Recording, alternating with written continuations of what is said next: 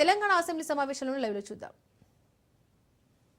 మనం సహజంగానే $1.2 ట్రిలియన్ ఆర్థిక వ్యవస్థగా ఎదుగుతామని ఆర్థికవేత్తలు చెప్తా ఉన్నారు. అది గౌరవప్రదంగానే అనిపిస్తుంది.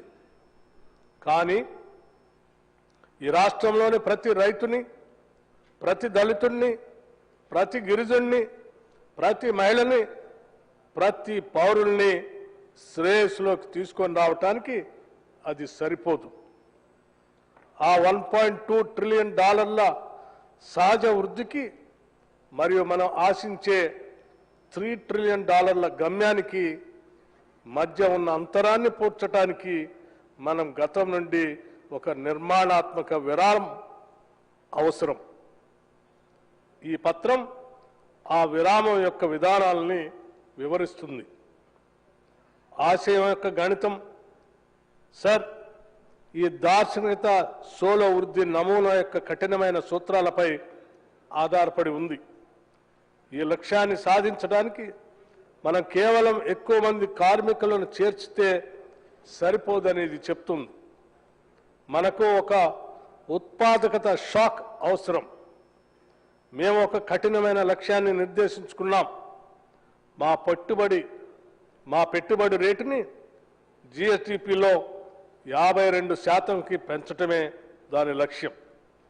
దీనికోసం మనం మూలధనాన్ని నియంత్రించే రాష్ట్రం నుండి దానిని ఉత్ప్రేరకపరిచే రాష్ట్రంగా మారాలి.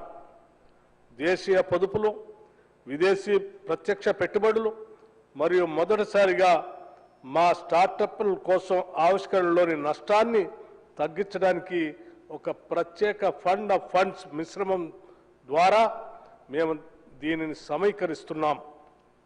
ఒక కొత్త ప్రాదేశిక ఒప్పందం క్యూర్ ప్యూర్ రేర్. చాలా కాలంగా భారతదేశంలో అభివృద్ధి అంటే నిర్లక్ష్య సముద్రంలో శ్రేష్టత ద్వీపాలు అని అర్థం.